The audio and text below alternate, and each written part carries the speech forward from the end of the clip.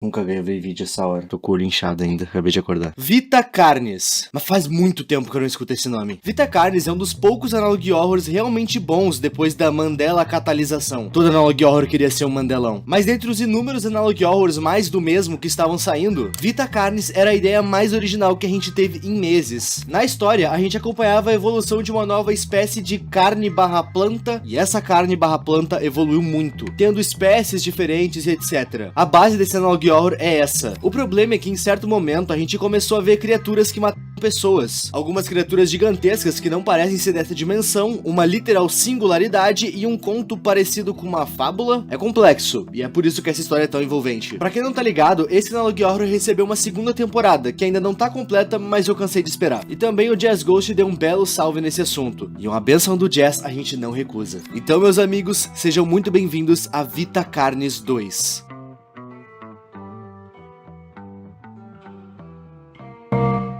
Aí, tu que tá vendo esse vídeo, sabia que esse canal aqui tá quase batendo 1 milhão de inscritos? Se inscreve aí e me ajuda. Bom vídeo. Antes da gente cair de cabeça na história, eu acho justo a gente dar uma breve recapitulada no que a gente já viu. Afinal, a primeira parte dessa série tem quase 2 anos. Vamos lá.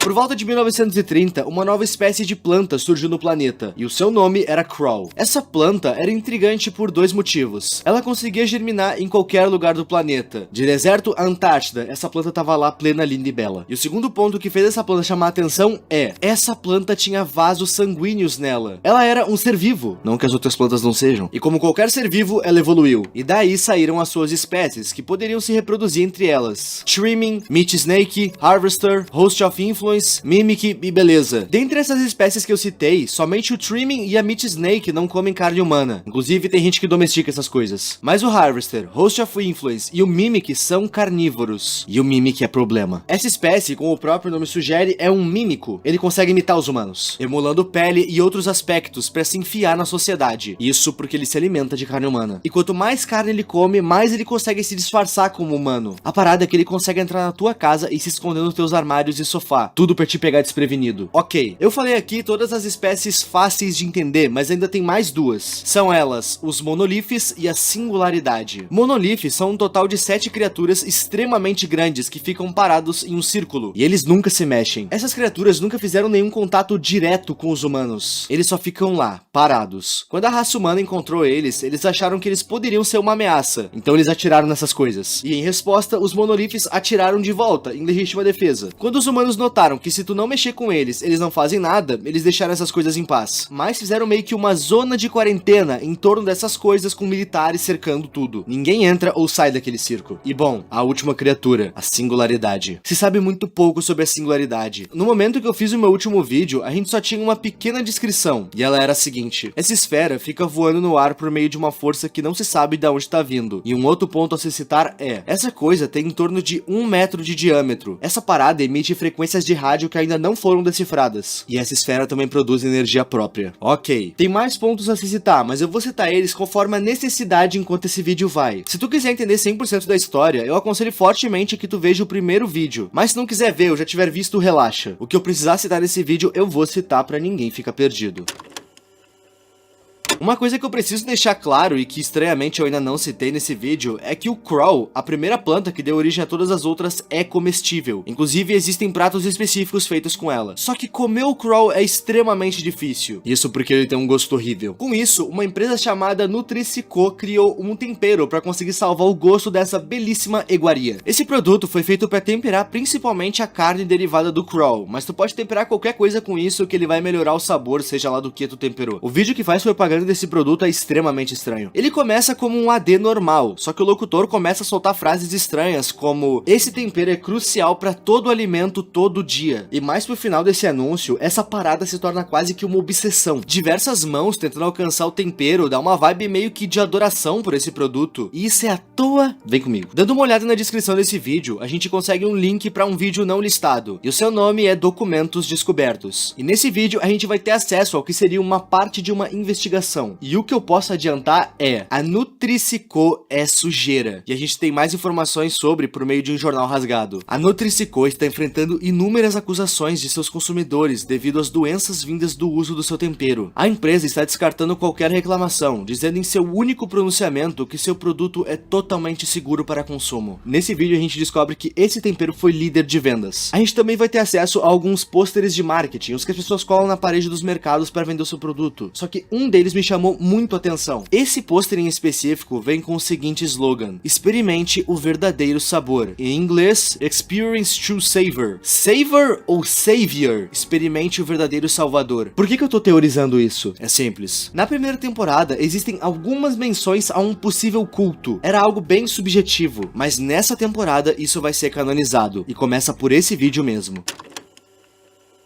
Mais pra frente, a gente vai ver pessoas com roupas militares falando em palanques, palcos, sei lá. E essas pessoas estão falando pra outras que estão sentadas ouvindo, todas com o rosto censurados. Mas se vocês notarem, todas elas têm um símbolo no peito, um distintivo com um triângulo vermelho. E a gente já viu esse símbolo antes. Esse é o símbolo da marca dona do tal tempero. Esse símbolo tá literalmente estampado nos frascos. Então, realmente existe uma seita. Esse produto é derivado dessa seita? Por que toda série de analog horror tem que ter um culto ou uma seita, meu Deus? Continuando com esse vídeo, a gente vai ter agora somente imagens. E essas imagens remetem muito a uma infestação de fungos. A gente consegue ver um fungo crescendo da cabeça de uma formiga, remetendo ao Cordyceps. Sim, o mesmo fungo de The Last of Us. Logo após ver esse fungo se proliferando da formiga, a gente vê o que seria um raio-x de um crânio humano infectado com um fungo. E então cerdas, esporos e tá, vamos fazer uma pausa aqui e voltar lá pra primeira temporada. Por um acaso vocês se lembram da espécie Host of Influence? Se não, deixa eu lembrar vocês. Host of Influence é uma criatura que não anda, e apesar de não se mexer, ela é uma das variantes do crawl mais perigosas de todas. Isso porque ele não anda até você, até porque os seus pés estão presos com raízes no chão. É você que anda até ele. O Host of Influence possui cerdas nas costas, cerdas essas que soltam esporos, e se tu inalar eles, tu se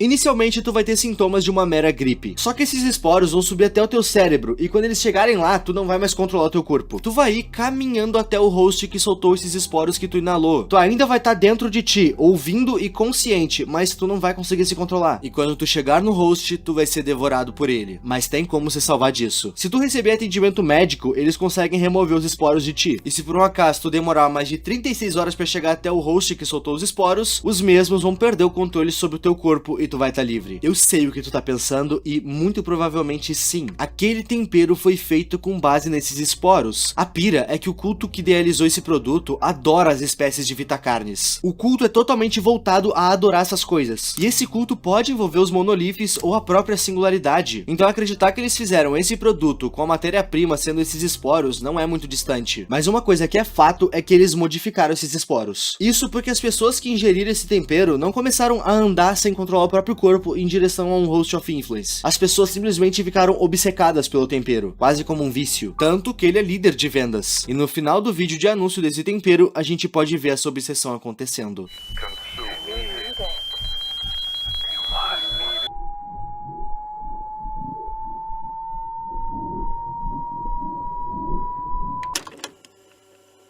Antes da gente ver esse próximo vídeo, eu preciso dar um leve contexto sobre uma organização extremamente importante desse universo, a Carcass. Esse nome é uma sigla para Containment and Research Consult Association Society. Fala isso 5 vezes sem errar, marca e me posta.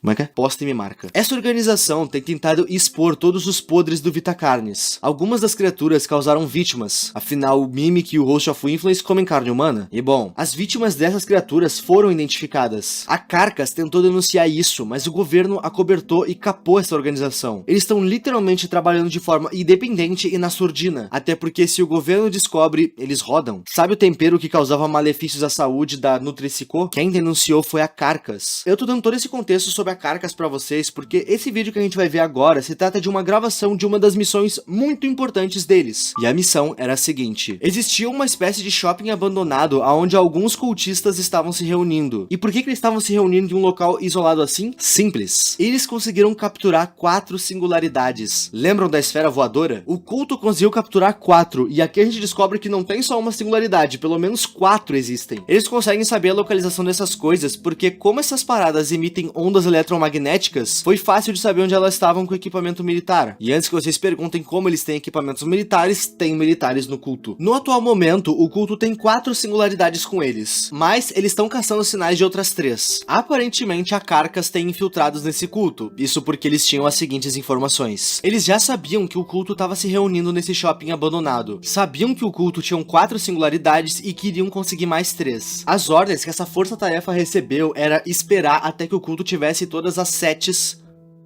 As ordens que esse culto recebeu era esperar até que o culto tivesse todas as 7 singularidades com eles. Aí então eles poderiam invadir o local, capturar as bolas, capturar as esferas, e bom, o culto enfim conseguiu todas as singularidades. E a operação Facility Zero começou. Nesse vídeo, a gente tá na visão de um dos soldados da Carcass. Olhando no mapa, a gente consegue ver um círculo. Dentro desse círculo tá o shopping, onde o culto tá acontecendo, e do lado de fora tem diversos Harvesters, que estavam se mexendo estranhamente. Pra quem não lembra, a variante do Crawl Harvester não se mexe. Eles estão sempre presos no chão e se alimentam de qualquer animal de grande porte que pise perto deles. Eles largam espinhos do chão, que se tu pisar, eles soltam um veneno no teu pé que te paralisam. E com isso, tu é consumido pela terra, pelo Harvester. O ponto é que eles não se mexem, mas eles estavam se mexendo, o que é muito estranho. Eles estavam se movendo em direção ao culto. E sabe o que mais está na volta do culto? Os monoliths. Na descrição dos monoliths é dito que os 7 estão parados numa formação de círculo. E eles estão circulando justamente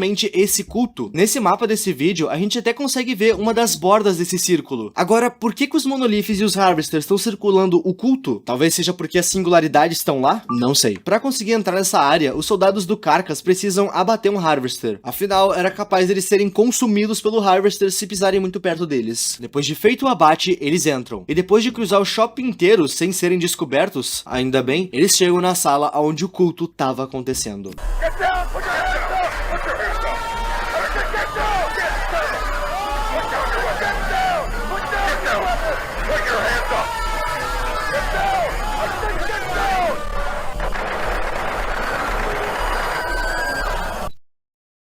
O plano não era matar os cultistas, mas pelo que dá a entender no vídeo, os cultistas não pareceram ter cooperado muito. Com isso, os soldados da Carcass abriram fogo. E se vocês querem saber, é com esse vídeo que a primeira temporada de Vita Carnes é finalizada. Sim, você viu vários minutos de vídeo até agora, mas só agora a gente entrou na segunda temporada. Nessa segunda temporada, a gente tem 2 vídeos e um teaser. E a gente já tem coisas importantes no próprio teaser. No caso, é bem no final dele. O vídeo inteiro é meio que uma intro, um showcase com as criaturas e etc. Mas no final, a gente pode ver uma mensagem da Carcass. E a mensagem diz que a missão foi um sucesso. Ou seja, a gente pode presumir que a Carcass possui todas as 7 singularidades agora. Esse primeiro vídeo, intitulado Novos Começos, fala sobre a invasão que a Carcass acabou de fazer. Em meio àquele tiroteio, alguns cultistas sobreviveram e foram presos. A área onde aquele culto estava acontecendo era restrita por militares, até porque a área do culto era a mesma área dos monoliths. Os cultistas que foram presos eram pessoas bem importantes na sociedade. Dentre os presos está o veterano militar Simon, que aparentemente era o líder do culto. E todos os outros cultistas que foram presos eram igualmente poderosos em áreas diferentes da sociedade. Magnatas, investidores, prefeitos, empresários. Esse escândalo tá bem parecido com algo que aconteceu na vida real. Os crimes que esses cultistas estão respondendo vão desde assassinato, sequestro, tortura e rituais envolvendo a parada é bem mais embaixo. E bom, com o exposed desse grupo, a população desse universo, dessa história, tá em histeria. Os Vita Carnes eram de conhecimento das pessoas, mas somente a parte legal deles. Tinha gente que até domesticava os streamings, mas por exemplo, os mímicos eram meio que acobertados, assim como os hosts of influence. As singularidades eram totalmente acobertadas, e os monoliths, bom, meio que não tinha como esconder, mas eles eram tratados meio como a Área 51 na vida real. A gente sabe que tem coisa rolando lá dentro, mas a gente não pode fazer nada, afinal não tem como entrar naquela área. Agora que as pessoas sabem que existe um culto e que os mímicos estão por aí, geral tá em pânico. E claro, o tempero. As pessoas já estavam meio bravas porque ele fazia mal à saúde, mas agora que eles sabem que esse tempero foi de fato feito por um culto e que ele tinha substâncias insalubres como o fungo de uma criatura, o mundo virou um caos completo. Protestos, brigas com o governo e a polícia acontecem a todo momento. Eles chegam a teorizar uma suposta nova ordem mundial, e eu não vou negar que isso faz total sentido. E como existiam pessoas do próprio próprio governo nesse meio, as pessoas não sabem mais em quem confiar. Mas ao que parece, existe somente uma organização que as pessoas podem dar o seu voto de confiança, a Carcass. E falando neles, eles têm posse de todas as 7 singularidades agora. E eles estão estudando e fazendo teste nessas coisas a todo vapor. O que eles têm anotado é que essas esferas realmente têm uma energia própria, e que essa energia mantém essas coisas suspensas no ar. Dentro delas, existe uma coloração vermelha, extremamente semelhante com aquela coisa que o Homoplay ficava analisando nos seus vídeos antigos que eu esqueci o nome. E bom, lembra que eu citei que essa coisa emitia algo semelhante a uma frequência de rádio? Eles conseguiram converter isso para áudio normal, e o som dessa coisa é assim.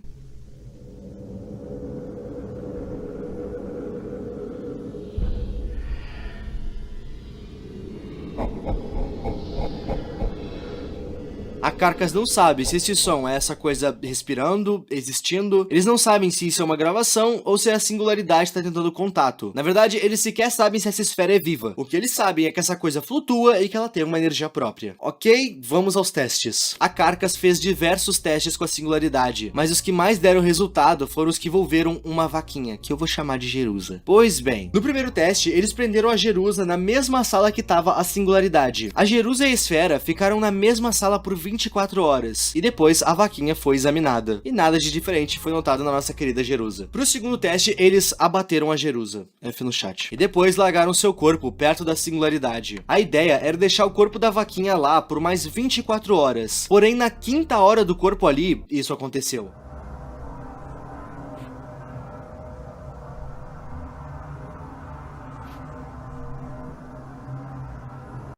O corpo da Jerusa se tornou uma concentração de Crawl. Crawl é a planta que dá origem a todas as outras espécies de Vitacarnes. Até então, a humanidade acreditava que o Crawl era uma planta que surgiu como todas as outras. Evolução, sol, umidade e etc. Mas pelo visto, não. Para um Crawl nascer, aparentemente é necessário uma singularidade e um organismo sem vida. É dito que todas as 7 singularidades foram encontradas em diferentes continentes. 7 singularidades para 6 continentes no mundo. É por isso que o Crawl germina em qualquer lugar. E levando em consideração que a gente ainda não sabe da onde as singularidades vieram, isso faz com que toda a teoria sobre como os Vitacarnes surgiram seja jogada fora. Agora que essa equipe sabe como dar origem a Crawls, eles estão fazendo alguns testes. Fazendo um Crawl crescer sozinho, um outro crescer com frutas que serviriam como nutrientes, e um outro com ondas de rádio. Só pra testar um negócio. O que cresceu sem nada, cresceu normal. O que cresceu com frutas, cresceu mais rápido, mas ainda assim normal. E o que cresceu com ondas de rádio também cresceu normal. Só que ele consumiu o rádio. Eles também notaram que esses Crawls de laboratório conseguiram criar nódulos mais rápido, bem mais rápido do que os Crawls que estão na natureza. E é desses nódulos que as demais espécies vão nascer. Dessa brincadeira aí, nasceu 7 Trimmings, 2 Meat Snakes e 1 Mímico. E a partir daqui, a gente vai ver um estudo com Trimmings. O que vocês precisam entender sobre os Trimmings é o seguinte: os Trimmings são extremamente inofensivos, e eles podem viver em colônia. Eles se comunicam por pequenos sonzinhos, e o experimento que envolvia o Trimming foi o seguinte: eles prenderam um Trimming que pertencia a uma colônia numa espécie de caixa, e essa caixa ficava rodeada por outros Trimmings. E dessa caixa saíam alguns sons. Um som queria dizer algo bom. Sempre que ele tocava, o Trimming de dentro ganhava comida. E o outro som queria dizer algo ruim. E sempre que ele tocava, o Trimming tomava um pequeno jato de água fria. E os Trimmings odeiam frio. O frio causa literalmente dor neles. Ok, quando o som bom tocava, o Trimming ganhava comida. E ele aprendeu isso de primeira. Na segunda vez, quando o som bom tocou, ele já foi direto esperar pela comida. Ele aprendeu que aquele som significava algo bom. Quando o som ruim tocou, ele tomou um jato de água fria. E isso aqui dá muita dó de ver.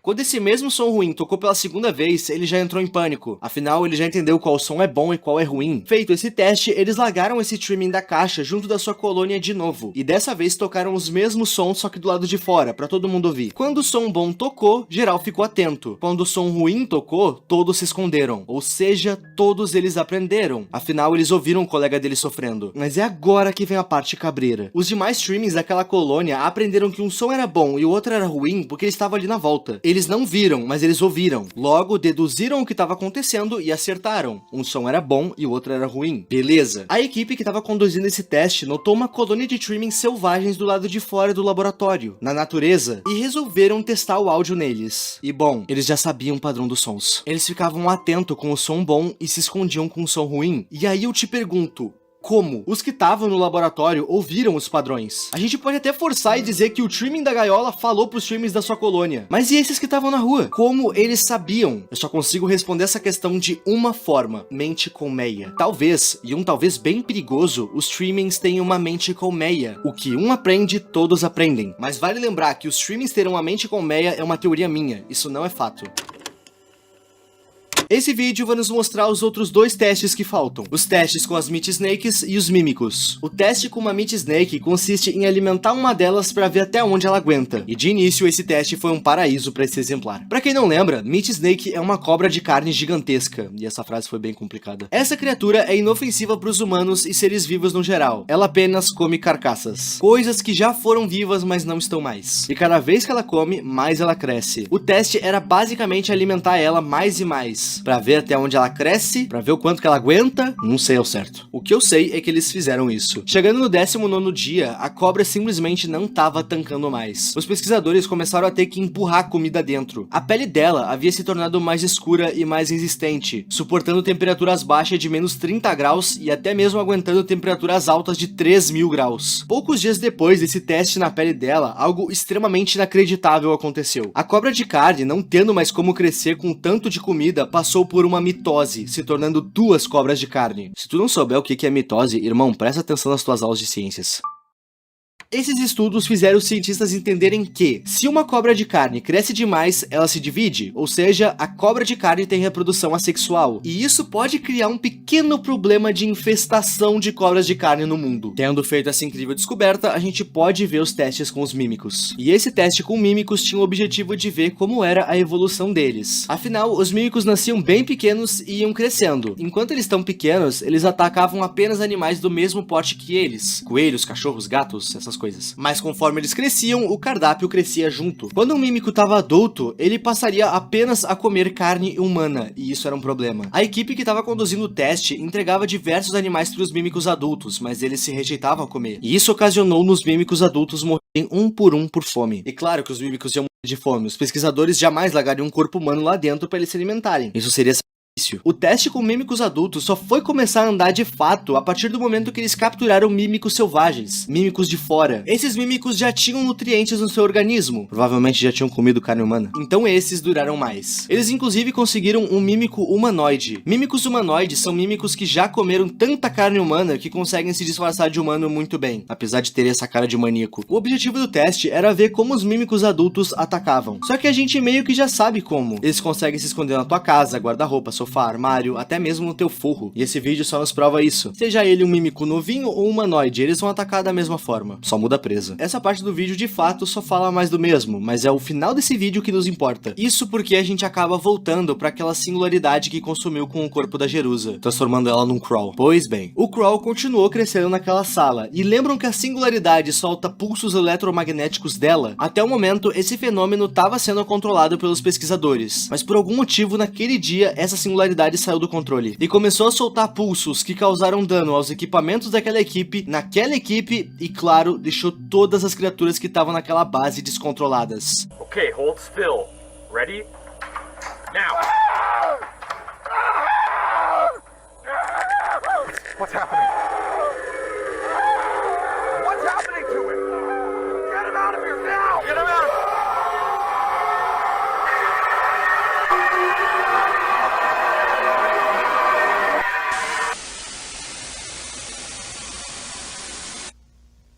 O vídeo não vai explicar o porquê isso aconteceu, mas eu tenho uma pequena teoria. De todas as 7 singularidades que esse laboratório possui, só essa entrou em colapso. Mas por quê? Bom, essa singularidade é a única que foi estimulada. Ela recebeu o corpo da vaca, e talvez ter o Crawl fez ela se fortificar. E como a gente pode ver, isso causou danos sérios àquela equipe da Carcass.